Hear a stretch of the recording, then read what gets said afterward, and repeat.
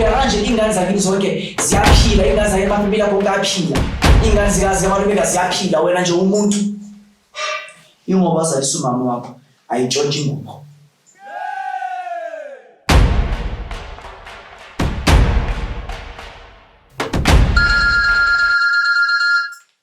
Bakwethu lo khulumayo mkhulu dinyanga yompedi bakwethu. Ngithanda ukukhuluma ngendaba yomuntu ezalwe embethe. Ayikubwe ka motho a tswetse ngape re disira. Ayikhulume ngomuntu emillionaire, ayikhulume ngomuntu rich. Ayikhulume ngomuntu ongathwaliswa. Umuntu ozalwe embethe akadinge ukuthi athwaliswe. Ngizwe ngahle. Ngishama khalemfene la ngithi umuntu ozalwe embethe akathwaliswa ngoba wena usuke uze impela uthwele ngokwakho. Ugileka lisira. Inkinga yakho ukuthi uhluphekiswa ile ngubo yakho ngoba ugogo wakho wayinikeza umalumekazi wakho umthakathi. Noma ugogo wakho wayithatha sebenza ngayo, noma uanti yokade mathanda uma wakho lade salisa uma wakho wamosha inkinto. Uhluphekiswa kilisira lela hawo leyo losatsiba ngolilifele kaya.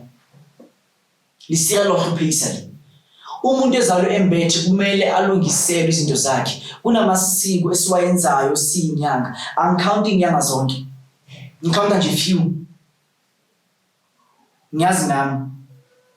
Ngazi nangomunye umuntu ezokhuluma ngaba ukuthi ubani. Abanye angazi. Ngodwa ngisho ukuthi umuntu ozalwe embethe unemali.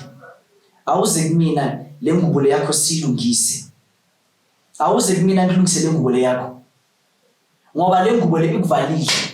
Because of kunomuntu owadla imali ngayo noma kunomuntu osadla imali ngayo. Uhlupheka kanje ingane zikaNtu yakho zinemali, wena awuna lutho. It's because of ingubo le yakho. Uhlupheka kanje ingane zakini zonke ziyaphila, ingane zakhe amafamily akho ayaphila, ingane zikazi amalumeka ziyaphila, wena nje umuntu. Ingoba azalisa umama wakho ayitshontshe ingubo. Ayitshontshe ingubo. Asebenza ngayo ingane zakhe. Namhlanje uhlupheka kanje is because of lisira lela hawo. Esibhedlela kunamanesi ayitshontsha into lesi. Angithini ngikhuluma straight. Bayayitshontsha bayinikeza abantu. Bayinikeza abantu abakhulu. Abazobakhipha imali eningi. Umuntu uyabuza ukuthi ingube ingane ingube bathi bayifaka ibhodweni lishisayo seshiki. Kodwa ku private hospital ayishisa akwazi ukuthi uyithathe ngoba ilabantu abanemali. So wena umuntu abantu ozalwe emasibhedlela lawa acheap usesonini ngoba wena unamali. Usenkinga ngoba unamali. Into engane yakho kumele ihambiswe into yamasiko.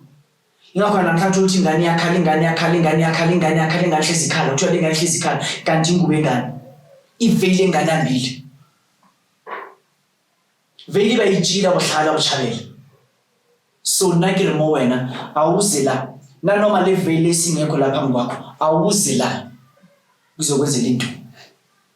Ungenisele ukufafana nabanye abantu basuphile. Na indaba isiqhwa sesikhulu. Mina ngumkhulu othi ngunika nje umuthi. Mina anguniki imali.